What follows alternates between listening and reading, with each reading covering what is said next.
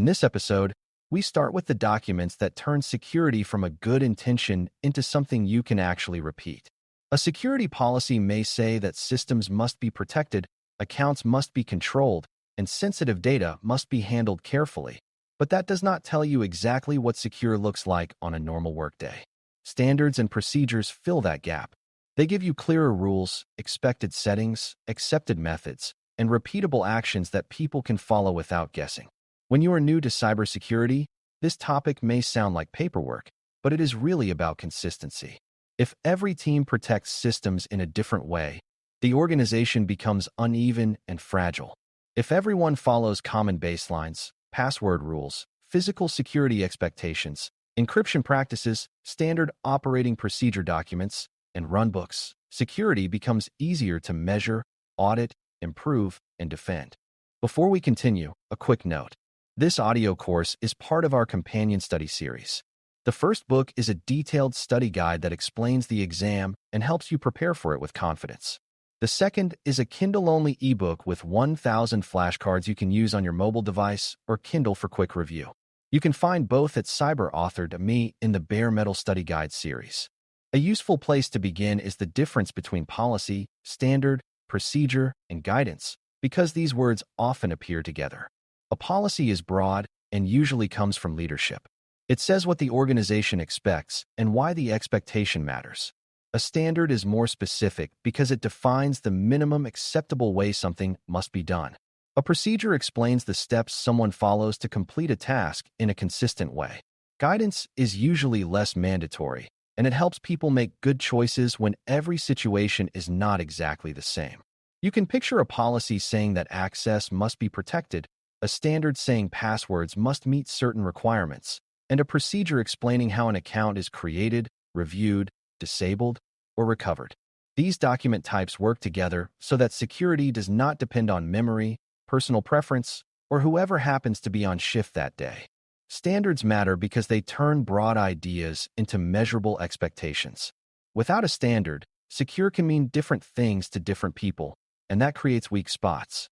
One administrator might think a server is secure because it has updates installed, while another might also expect unnecessary services to be removed, logging to be enabled, and default accounts to be disabled. A standard removes much of that confusion by defining the required condition. Standards may apply to operating systems, cloud accounts, mobile devices, network equipment, encryption, passwords, physical access, or many other areas. They do not have to explain every small action, but they should make the expected outcome clear. For the Security Plus SY0801 exam, pay attention to the purpose of standards. They are not just documents for compliance binders.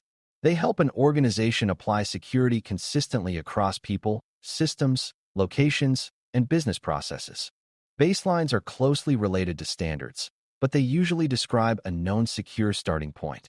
A baseline tells you what normal or approved should look like before a system is used in production. For a laptop, a baseline might include approved security software, screen lock settings, encryption, logging, update settings, and restrictions on unnecessary features. For a server, it might include hardened configuration settings, limited administrative access, service settings, monitoring, and backup expectations. The value of a baseline is that it reduces variation. If every device begins from the same secure foundation, it is easier to spot drift later. Drift happens when a system slowly moves away from the approved state because of changes, exceptions, troubleshooting, or neglect. A baseline also gives security teams a reference point when they review systems. Instead of asking whether something seems safe, they can compare it against the approved baseline. Password standards are one of the easiest examples to recognize because almost everyone has dealt with passwords. A password standard explains what the organization expects for account protection. It may cover length, complexity, reuse, password managers, lockout behavior, account recovery, and when multi-factor authentication, MFA, is required. Older password rules often focus too heavily on frequent changes and awkward character patterns. Modern security thinking usually cares more about long, hard-to-guess passwords, protection against reuse, and extra verification for sensitive access. A good password standard should also consider people. If the rules are so frustrating that users write passwords on sticky notes or reuse the same password everywhere, the standard may create new risk. You do not need to memorize every possible password rule for this topic. Focus on why the standard exists, which is to make account protection consistent, enforceable, and aligned with the sensitivity of the account. Physical security standards remind you that cybersecurity is not only about screens, networks, and software.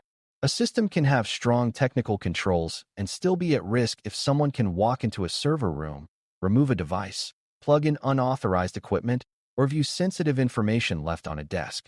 Physical standards define expectations for areas, devices, badges, locks, visitors, cameras, secure disposal, workspaces, and environmental controls. They may describe who can enter a restricted area, how visitors are escorted, how equipment is stored, or how printed sensitive information is protected. The point is not to make every building feel like a fortress. The point is to match physical protection to the value and sensitivity of what is being protected. A public lobby, an employee work area, a wiring closet, and a data center should not all have the same level of access. Physical standards help the organization make those differences clear.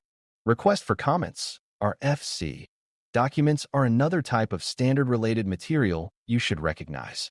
RFC documents are published technical documents that describe many of the protocols, formats, and behaviors used across the internet and networking world. Some RFC documents become widely accepted standards, while others provide information, experiments, or historical context. You do not need to read every RFC document to understand the exam objective. What matters is that they help create shared technical expectations.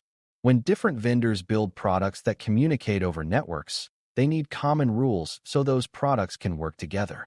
RFC guidance can describe how a protocol behaves, what a message format looks like, or how systems should interpret certain fields. In daily security work, you may not quote RFC documents often, but the technologies you rely on are shaped by them. Encryption standards define how data should be protected when it is stored or transmitted. Encryption can sound mysterious at first, but the basic goal is straightforward. It makes data unreadable to someone who does not have the proper key or authorization to decrypt it. An encryption standard might say what algorithms are approved, what key lengths are acceptable, how keys are protected, and when encryption must be used. You may hear about Advanced Encryption Standard, AES, for protecting stored data, Transport Layer Security, TLS, for protecting data in transit, and Public Key Infrastructure, PKI, for managing trust through certificates and keys. These details can get deep quickly, but the governance idea is simple. An organization should not let every team choose its own encryption method randomly. Approved standards reduce weak choices, outdated methods, and inconsistent protection. A standard operating procedure, SOP, document is more action-focused than a standard. A standard might say that privileged access must be reviewed regularly, while an SOP explains how the review is performed. It may describe who starts the review, what records are checked, how exceptions are documented, and who approves the result. A good SOP should be clear enough that a trained person can follow it without inventing the process from scratch. It does not have to turn people into robots, but it should reduce confusion during routine work. SOP documents are useful for onboarding, quality control, audits, and continuity when someone is absent. They also help keep security from becoming tribal knowledge. Tribal knowledge is information that lives in people's heads instead of in a reliable process. When security depends only on one experienced person remembering how things work, the organization has a fragile process. Runbooks are similar to procedures, but they are often used for operational situations that require a known response. A runbook gives a team a repeatable path for handling a specific event, task, or condition. For example, there might be a runbook for responding to a malware alert, investigating a failed backup, handling a suspicious login, or restoring a service after an outage. A runbook often includes decision points, escalation contacts, checks to perform, and expected outcomes. The value is especially clear during stressful situations. When something breaks or an alert looks serious, people may feel pressure to act quickly. A runbook helps them slow down enough to follow a trusted process. It also helps different responders produce similar results. The runbook does not replace judgment, but it gives judgment a safer path to follow when time matters and mistakes could make the situation worse. These documents work best when they connect to each other instead of living as separate files nobody uses. Imagine a company has a policy saying sensitive data must be protected. That policy connects to an encryption standard that says what protection is acceptable. It connects to a baseline that says laptops must have storage encryption enabled before they are issued. It connects to a password standard that protects the accounts that access the data. It connects to a physical security standard that protects areas where sensitive records are handled. It connects to an SOP that explains how a new laptop is prepared and assigned. It may also connect to a runbook that explains what to do if a laptop is lost.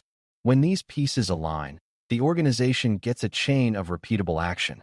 The policy sets direction, and the supporting documents turn that direction into behavior. One common misunderstanding is thinking that more documents automatically mean better security. A large stack of policies, standards, and procedures can still fail if the documents are outdated, unclear, ignored, or impossible to follow. Good security documentation should be accurate, usable, and connected to real work. If a password standard says one thing, the identity system enforces something else, and the help desk follows a third process, the organization has confusion instead of control. Another misunderstanding is thinking that documentation is only for auditors. Audits are one reason documents matter, but the bigger reason is dependable operation. You want people to know what good looks like before there is a crisis, and you want evidence that important tasks were performed consistently. Ownership and review are part of making documents trustworthy. A password standard written years ago may not reflect current account security practices, and a runbook may need improvement after a real incident reveals missing steps. Exceptions also need control. Sometimes a system cannot meet a baseline immediately, but the exception should be documented, approved, time-limited when possible, and tracked so it does not become a permanent hidden risk. From an exam perspective, focus on recognizing what each document is meant to do. If you see a question about minimum approved settings, think about standards and baselines. If the question describes a repeatable task with defined actions, think about an SOP. If the question describes an operational response to a known condition or incident, a runbook may be the better fit. If the question points to Internet protocol behavior or technical specifications used broadly across vendors, RFC documents may be involved. If the question asks how an organization chooses approved cryptographic methods, think about encryption standards. You are not being asked to become a lawyer, auditor, facilities manager, and engineer all at once. You are learning how governance turns into repeatable security behavior. That connection matters because organizations do not stay secure through good intentions alone. They stay secure by making good decisions repeatable. The main idea to carry forward is that security documentation should help people do the right thing the same way every time. Standards define required expectations. Baselines define approved starting points. Password standards protect accounts in a consistent way. Physical security standards protect spaces, equipment, and information outside the purely digital world. RFC documents support shared technical behavior across the technologies that networks depend on. Encryption standards reduce weak or random choices when protecting data. SOP documents explain how routine security work is performed. Runbooks guide response when a known event or condition occurs. When you see these terms on the Security Plus SY0801 exam, do not treat them as isolated vocabulary. Connect each one to its job. Broad policy gives direction, but these supporting documents make security visible, repeatable, testable, and easier to improve. Thanks for listening. For more audio courses, daily newsletters, and more, please visit baremetalcyber.com.